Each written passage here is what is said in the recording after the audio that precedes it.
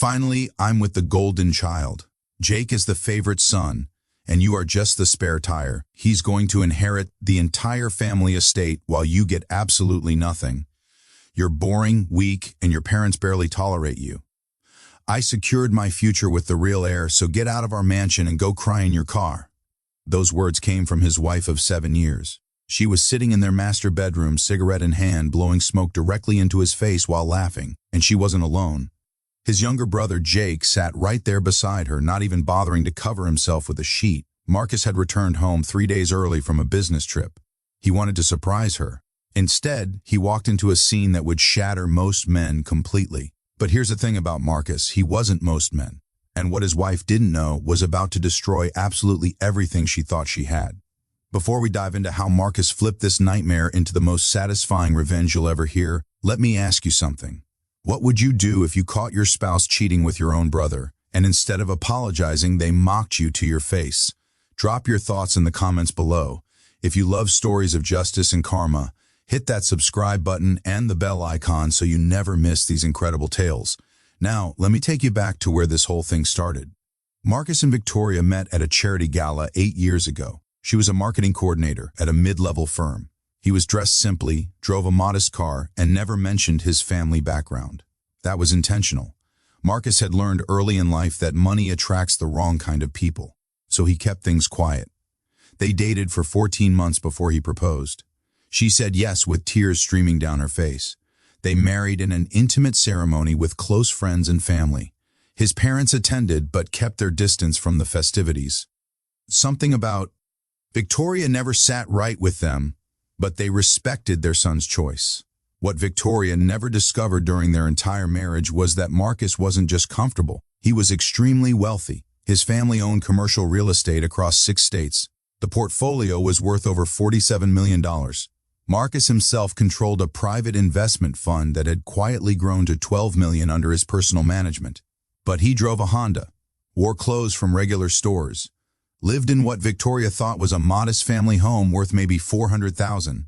In reality, that property sat on land valued at over $3 million, and his name was on the deed to 17 other properties just like it.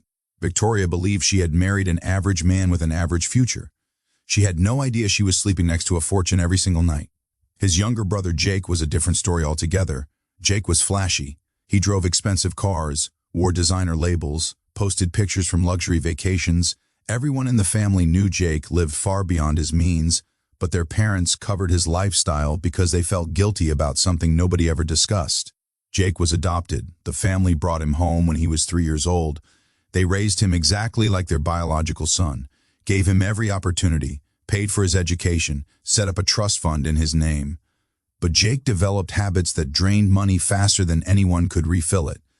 Gambling, bad investments, expensive tastes with zero income to support them. What Jake didn't know was that their father had discovered the depth of his gambling debts just 2 weeks before everything fell apart. Over $600,000 owed to dangerous people. The old man was furious, but he kept it quiet. He was already making moves behind the scenes. Little did Victoria know, the truth was about to destroy everything she had planned. Victoria started changing about 18 months into their marriage. She complained about their house, criticized his car, made comments about how her friends' husbands bought them nicer things. Marcus noticed but said nothing. He kept his wealth hidden because he wanted to see what kind of person she really was. The answer became painfully clear. She started spending more time with Jake. Sunday dinners at his parents' house became opportunities for her to sit beside his brother instead of him. She laughed at Jake's jokes louder than necessary, touched his arm when she spoke. Marcus watched it all with growing unease. He trusted her anyway. That was his mistake. The affair started roughly 8 months before that horrible day in the bedroom. Victoria had grown impatient, waiting for the family fortune. She believed Jake was the favorite son, the one who would inherit everything. So she made her move. They met secretly at hotels, exchanged messages on apps they thought were private, made plans for a future that would never come. Victoria was convinced she had outsmarted everyone. She would divorce Marcus, marry Jake, and live like the queen she believed she deserved to be. Have you ever been betrayed by someone you trusted completely? Someone you gave your whole heart to? Drop your thoughts in the comments below. The night Marcus discovered everything, He had come home early because a deal closed faster than expected. He walked through the front door at 9 in the evening. The house was strangely quiet. No television, no music, just faint sounds coming from upstairs. He climbed the stairs slowly. Each step felt heavier than the last. Something in his gut told him what he was about to find, but his heart refused to believe it. The bedroom door was slightly open. He pushed it wider and froze. There they were, his wife and his brother, in his bed, on sheets he had bought for their anniversary. Victoria didn't scream, she didn't apologize, she didn't even bother to cover herself. Instead, she reached for a cigarette on the nightstand, lit it calmly, and took a long drag. "Well," she said, exhaling smoke toward his face, "took you long enough to figure it out." Jake sat there with a smug grin, saying nothing. He didn't need to. His silence spoke volumes.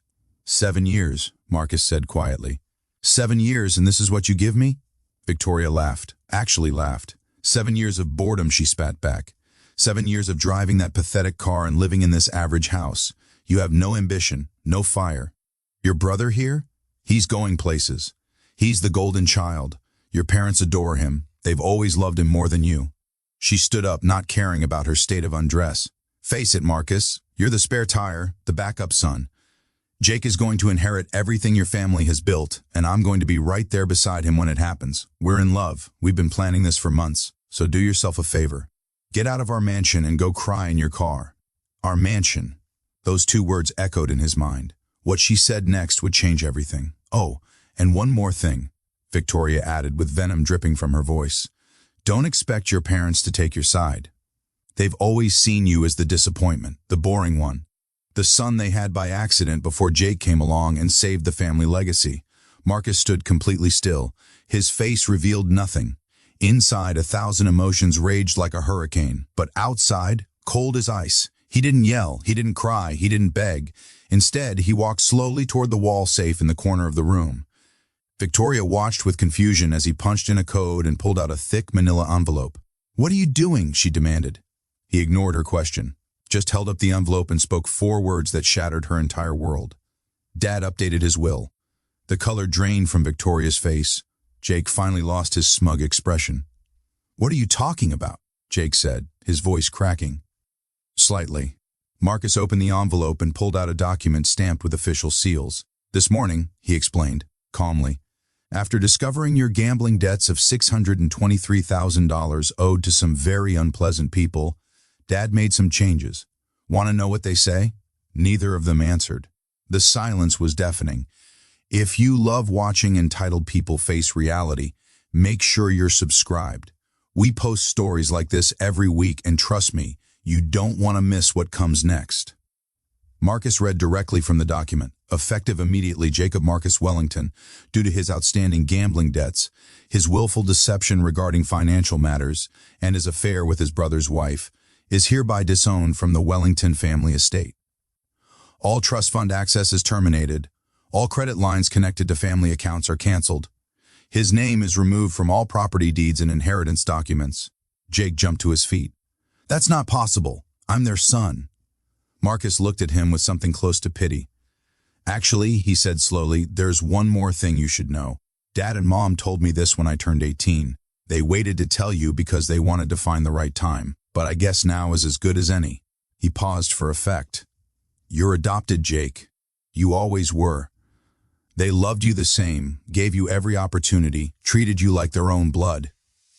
But biologically, you're not a Wellington, and after what you've done, you're not part of this family at all." The words hung in the air like a bomb about to detonate. Victoria screamed, "You're lying! He's lying, Jake! Tell me he's lying!" But Jake's face told her everything she needed to know. Somewhere deep down, he had always suspected. The truth just finally caught up with him. Marcus pulled out his phone and made a single call. "Send them in," he said quietly. Within minutes, 3 security officers appeared in the bedroom.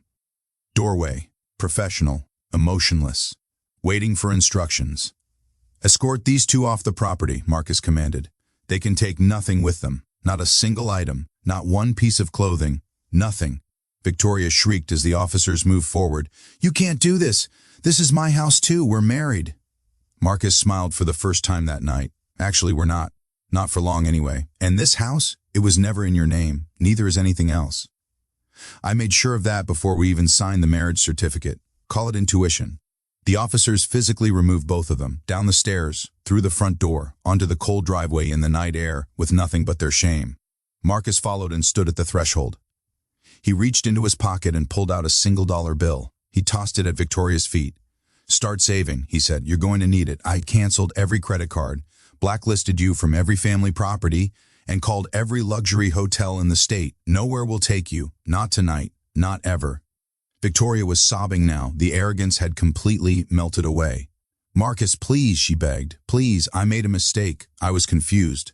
Jake manipulated me. He told me lies about you. Please, we can work this out. 7 years, Marcus. 7 years has to mean something." He stared at her for a long moment. "7 years did mean something," he replied, "until you made it mean nothing." He stepped back inside and closed the door. Would you have stayed silent and let karma handle it, or would you have confronted them like Marcus did? Drop your thoughts in the comments below. The twist coming will shock you. Stay with me. The divorce was finalized in record time. Victoria tried to fight for alimony, for property, for anything she could grab, but Marcus had done his homework years before. Every asset was protected. Every document was airtight. Her lawyer eventually advised her to accept a minimal settlement, just to end the embarrassment. She walked away with $42,000. That was it. From what she thought would be a multi-million-dollar marriage, she got pocket change. Jake's situation was even worse. The gambling debts didn't disappear just because he was cut off from the family. The people he owed money to came calling. Without Wellington money to protect him, he had to sell everything. His car, his watch collection, his designer clothes, every symbol of the lifestyle he had faked for years. Within 6 months, he was living in a 1-bedroom apartment in a rundown part of town, working as a deliveryman to pay rent and stay ahead of his creditors. The golden child had become a ghost. Victoria lasted slightly longer. She bounced between friends' couches and cheap motels. Her marketing skills meant nothing without professional references, and word had spread through her industry about what happened. Nobody wanted to hire someone known for such betrayal. She reached out to Marcus 3 more times, each message more desperate than the last. The first message begged for forgiveness, said she'd changed, promised it would never happen again. He deleted it.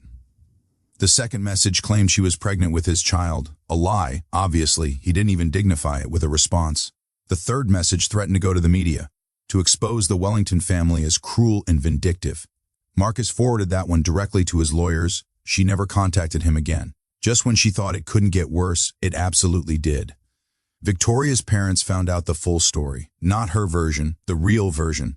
They were so ashamed that they publicly distanced themselves from her. The woman who had mocked Marcus for having unsupportive parents suddenly found herself with no parents at all. Meanwhile, Marcus flourished. He finally revealed his wealth publicly, partnered with his father to expand the real estate portfolio into 3 new states. The fund he managed doubled in value over the following 2 years. He started dating again after a year of healing. Met a woman named Sarah at a business conference. She was kind, genuine, and had no idea about his family money when they first talked. She liked him for his sense of humor and his quiet strength. They married 18 months later in a beautiful ceremony overlooking the ocean. His parents attended and actually smiled this time. They welcomed Sarah into the family with open arms. Marcus never spoke about Victoria again, not because the wounds were fresh, but because some people don't deserve space in your memory. If you were in Victoria's position now, with everything lost and no way back, what would you do differently? Drop your thoughts in the comments below. There's a lesson here that goes beyond revenge and justice. It's about the danger of assumptions. Victoria assumed Marcus was weak because he was quiet. She assumed Jake would inherit everything because he was loud. She assumed appearances told the whole story. Every single assumption was wrong. Real strength doesn't announce itself. Real wealth doesn't need to show off. And real character only reveals itself when tested. Victoria failed every test. She chased shadows instead of substance. She mistook flash for fortune and cruelty for cleverness. In the end, she got exactly what she deserved. Nothing. Marcus didn't win because he was vengeful. He won because he was prepared. He protected himself long before the betrayal happened. He watched, waited, and when the moment came, he acted with precision. That's not weakness, that's wisdom. Some people enter your life to teach you what you don't want. Victoria was that teacher for Marcus. Her betrayal led him to everything he actually needed: a fresh start, a real partner, and the peace of knowing he'd never settle for less again. Karma doesn't always work fast, but it always works fair. If this story resonated with you, hit that subscribe button and the bell icon right now. We share incredible tales of justice, karma, and people getting exactly what they deserve every single week. Drop a like if you were satisfied with how Marcus handled things, and leave a comment telling me what you would have done differently. Did you think Victoria deserved her ending? Was Marcus too harsh or not harsh enough? I want to hear from you. Thanks for watching. The next story is already waiting for you. Click it now.